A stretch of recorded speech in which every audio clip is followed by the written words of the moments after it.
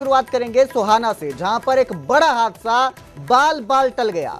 बाल बाल हादसा होने से बच गया। कांवड़ियों की पिकअप वैन पर हाई टेंशन तार गिरा।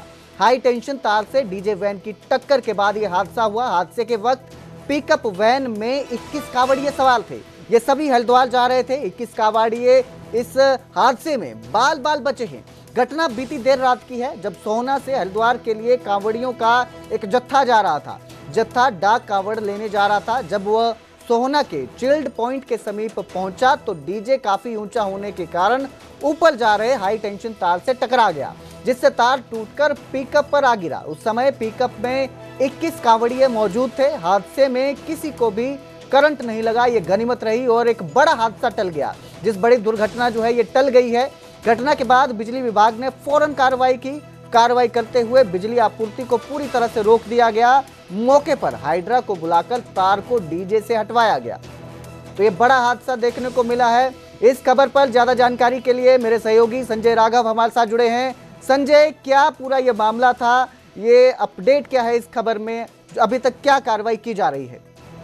जी, मैं आपको बताना चाहूंगा कि देर रात ये कांवड़ जो हरिद्वार के लिए जा रहे थे और डाक कांवड़ लेने जा रहे थे, जो इनकी पिकअप थी और इस पे जो डीजे था वो काफी ऊंचाई पर था। जैसे जा रहे थे जो हाई टेंशन तार थी जी, साथ में कुछ तारे उसमें, जिसके वजह हाई टेंशन तार उस पिकअप पे पड़ जाता है और उसके बाद पड़ने के बाद हम अफरा तफरी का करीब 21 कांवड़िया इसमें मौजूद थे। और जब पुलिस मौके पर पहुंची तो पुलिस ने मौके पर जाते ही सबसे पहले वहाँ की बिजली को बंद कराया गया और उसके बाद वहाँ पर एम्बुलेंस और फायर ब्रिगेड, उसके बाद यहाँ पर इन सभी को उस हाइड्रा की मदद से इस डोरी को हटाया गया है। जो हाई वोल्टेज जो यहाँ पर जो वायर थी उसको हटाया गया। उसके बाद इन सभी कांवड़ियों को कुशल निकाला गया। जी संजय, तो ये जो बिजली आपूर्ति बंद की गई थी, क्या इलाके में अभी भी बिजली बंद है या उसको शुरू कर दिया गया है? मुरम्मत का कार्य होने के बाद जो है बिजली आपूर्ति बंद की गई थी वो शुरू हो चुकी है।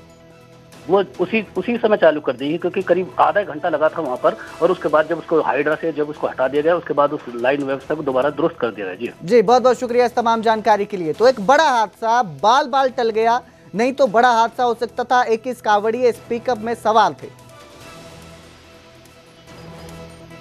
वहाँ मौके पे जाके देखा तो एक जो कावड़ वाले कैंटर होती है उसमें ऊपर तक डीजे लगे हुए थे।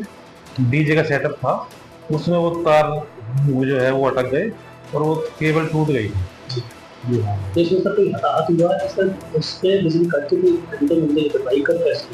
नहीं, हताहत तो कोई नहीं हुआ। एक्चुअली वो टूटी नहीं थी, इसकी जो सपोर्ट थी वो टूट गई थी और तार नीचे लटक गई थी, जिसको जो है हाइड्रा बुलाकर ना ऊपर करा दिया गया था।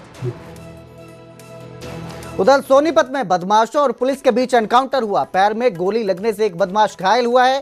केएमपी एक्सप्रेस वे पर लूट के मामले में यह कार्रवाई की गई है। लूटपाट करने वाले गिरोह का सरगना गिरफ्तार हो गया है। आरोपी पर लूट के 12 से ज्यादा मामले दर्ज हैं। पुलिस ने आरोपी पर 5,000 रुपए का इनाम भी रखा था।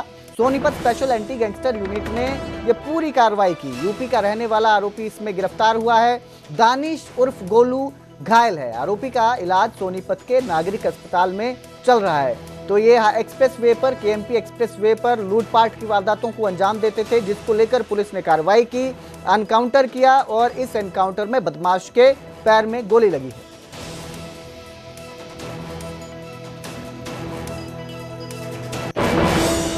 पर हम यहाँ आए थे, जिसको रुकवाने की काफ़ी कोशिश की, लेकिन इसने पुलिस पार्टी पर फायर कर दिया।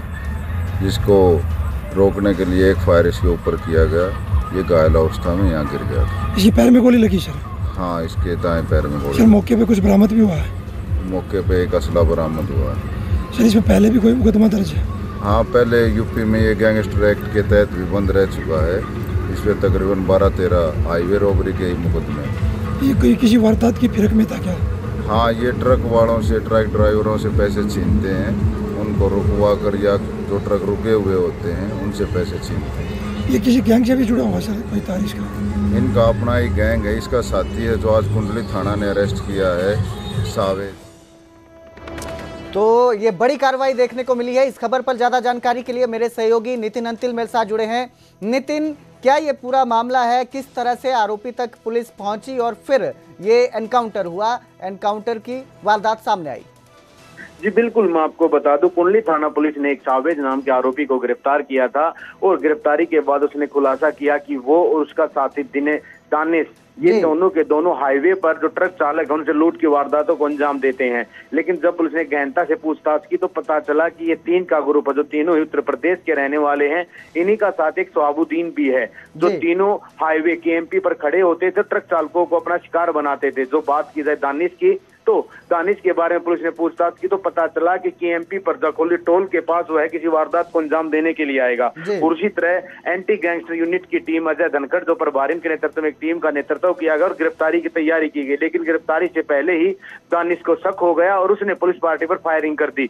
जब पुलिस ने जवाबी फायरिंग की तो उसके पैर में गोली लगी और पुलिस ने उसको गिरफ्तार कर लिया। उसके पास एक अवैध हथियार, एक मोबाइल फोन और एक पिस्तौल गोली भी बरामद हुई है।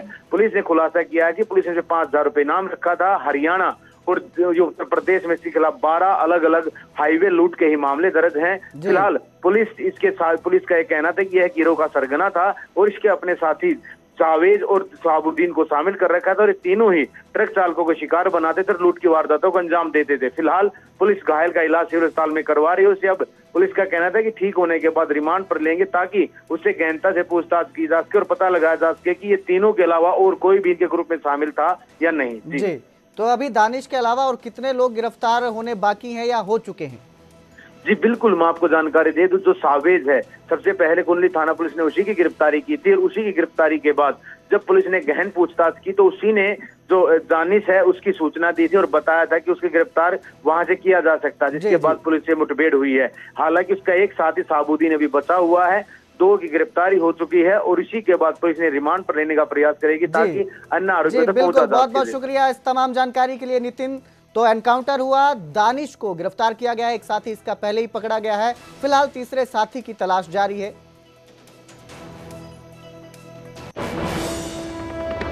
अब बात करेंगे चरखी दादरी की वाल्मीकि बस्ती की, जहां गाड़ी सवार लोगों पर फायरिंग हुई। गाड़ी के फ्रंट शीशे पर गोलियां लगी।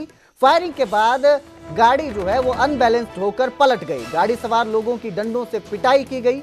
गंभीर रूप से एक युवक घायल हो गया है मारपीट में, जिसके बाद पुलिस के पहुंचने से पहले ही बदमाश मौके से फरार हो गए। 2 पक्षों में आपसी रंजिश की वजह से ये हमला हुआ, ऐसा बताया जा रहा है। प्रत्यक्षदर्शियों के अनुसार कई राउंड फायरिंग हुई है, लेकिन गोलियां कार के शीशे पर ही लगी। गनीमत रही इसमें किसी भी तरह के जानी नुकसान से बचाव रहा। तो चरखी दादरी में फायरिंग की वारदात ये सामने आई वाल्मीकि बस्ती में, जहां पर गाड़ी सवारों पर फायरिंग की गई। गाड़ी के शीशा जो है इस फायरिंग में क्षतिग्रस्त हुआ है। एक युवक गंभीर रूप से जख्मी है, जिसे पीजीआई रेफर किया गया है। लेकिन गनीमत रही कि जानी नुकसान से बचाव रहा। पुरानी रंजिश का ये पूरा मामला बताया जा रहा है। फिलहाल पुलिस मामले की जांच में जुटी हुई है।